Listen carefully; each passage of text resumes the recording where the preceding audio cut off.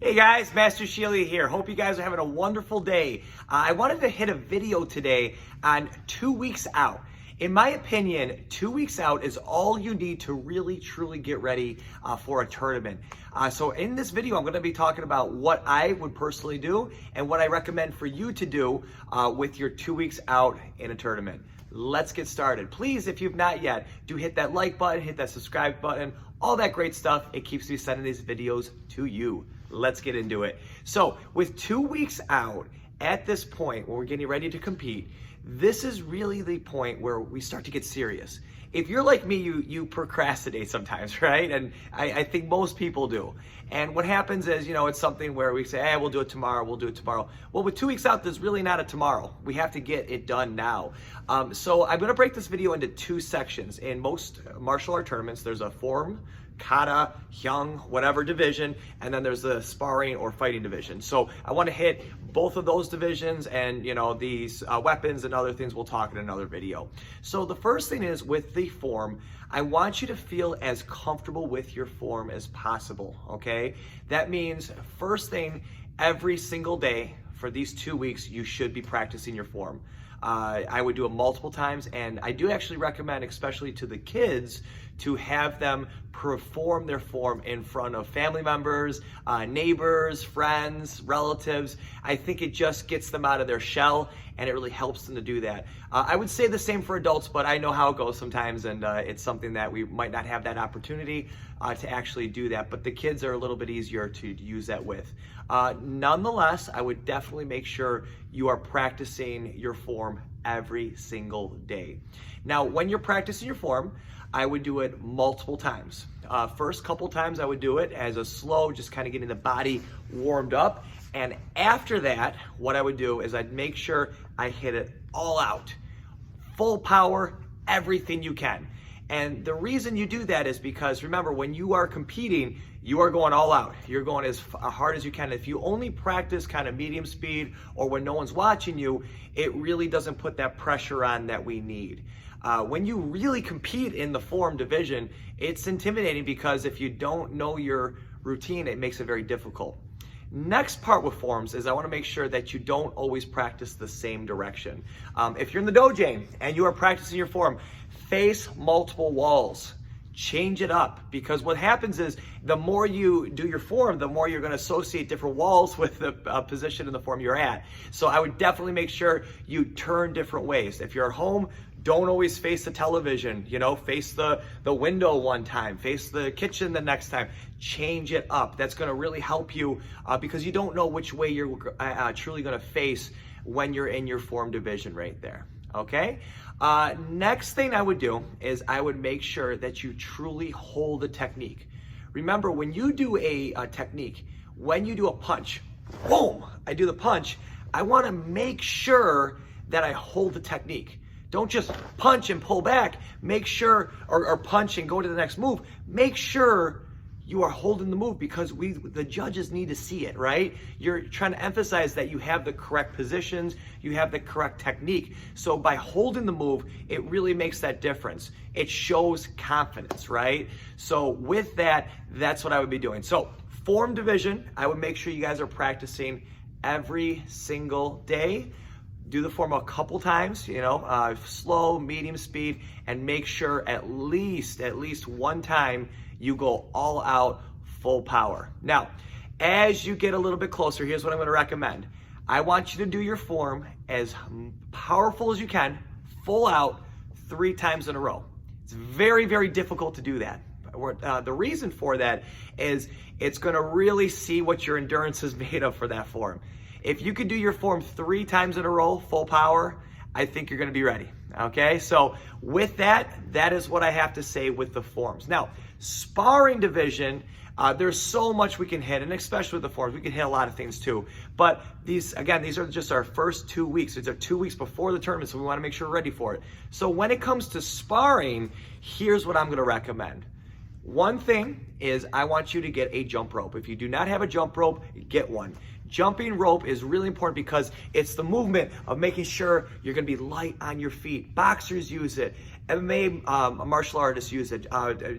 Traditional taekwondo, karate, all of us, we use jump rope because what happens is it keeps us light on our feet. You should be jumping rope every day, 2 weeks out. Trust me, you are going to be bouncing. If you don't, you're not moving, right? So movement is really key when you are sparring. You do not want to be something we call flat-footed. If you're flat-footed, you don't react as fast and you're not going to see those openings, or you're not going to be able to react to those openings when they're there, okay? So when it comes to sparring, I would make sure you are doing jumping rope every single day.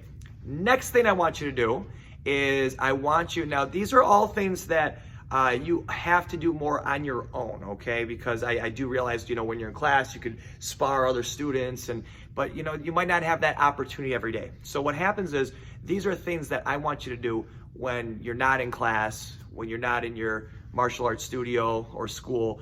They're just for you, okay? So jumping rope. Next one I want you to do some mirror or shadow boxing, as we call it, right? What you're gonna do is you're gonna get to a mirror, and you are going to spar yourself for the amount of time that a normal match will happen, plus 30 seconds. You're going to set a timer, you're going to get a rest, and then you're going to repeat the process. No stopping. What's going to happen is by actually looking in the mirror, you're going to see yourself, and you're going to see openings, you're going to see how you're sparring, how your hands are positioned, and it's going to really give you an idea of what's happening right there. Kicks, punches, you should be moving the entire time you are sparring yourself in the mirror. Well, let's be honest. You're not going to beat yourself, right? You're not going to be faster than yourself, but we're always aiming for that, right? So it makes it kind of fun, especially if we tell the kids, hey, try to beat yourself in the mirror. See if you're faster than that version of you, right? Now, what happens is when you do 30 more seconds, I'm doing that because, matches usually last a little bit longer than it is. So let's say it's 3 minutes. Well, with the stop and go and maybe overtime, you got to overtrain for that. So 3.5 minutes I would do if it's a 3-minute match, for example. I would actually recommend doing that 3 times in a row. All right, I think that's going to be very realistic, something that you can really train with and build it up.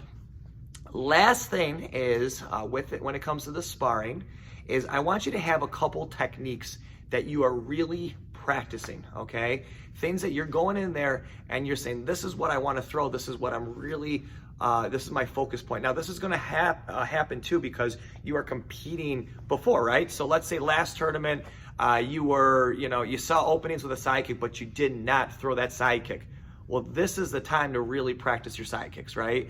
So you need to add in some time where you're just practicing the technique. So you have your jump rope, you have your matches, like I said, add an extra 30 seconds, 3-minute matches. And then what I would do is I would actually take your technique, whatever technique or drill that you are working, and I would practice that individually. The reason I want you to do it individually is because I really want you to have a focus point going in there. Remember, from a white belt, let's say you start sparring and you start training as a white belt. By the time you're black belt, if every time you do a tournament, you're building yourself up, you're gonna really have a great arsenal of tools if you're practicing things individually, right? Some things will work better for you, some things will work worse. But when it really comes down to it, if you practice it, you're gonna be better with it, let's be honest, right? So whatever that technique is. Now, what I would also recommend is ask your instructor. If you're one of my students, ask me, hey, Master Schiele, what would be a good technique for me to work on in the tournament? Your instructor should have an idea of the kind of fighter that you are and what your strengths are as well, right? If I have a student that really is having a hard time kicking, above the hips, I'm not going to try to get them to do head kicks to the head, right? I'm going to have them work on other drills that they can really work on. So you want to emphasize strengths that you have, but you need to make sure you ask your instructor for that. Don't do it yourself, okay? Because I had this happen the other day. I had a student of mine. We were in class, and we're doing a drill where we're just kind of kicking, right? And they're kicking, and I raise the shield, and they go, no, I can't do that. I said, no, you can do it. I raised the shield, boom, they kicked it. We have a better idea of where you are, okay? We've been there, we know what we're talking about. So take our opinion, okay? Really, we're there to help you, all right, guys? That's really everything. So remember what I said, that 2 weeks out, that's really the most important thing, is to make sure at this point you are training it, you are working it. Again, 2 weeks out is all you really need, okay? And if you really get serious with it, that's really the time that I say, hey, now it's all in. I am tournament mode. I am ready, and we're getting ready for some action right there. All right. So with that, team, thank you so much for watching. I will see you on our next video. Take care.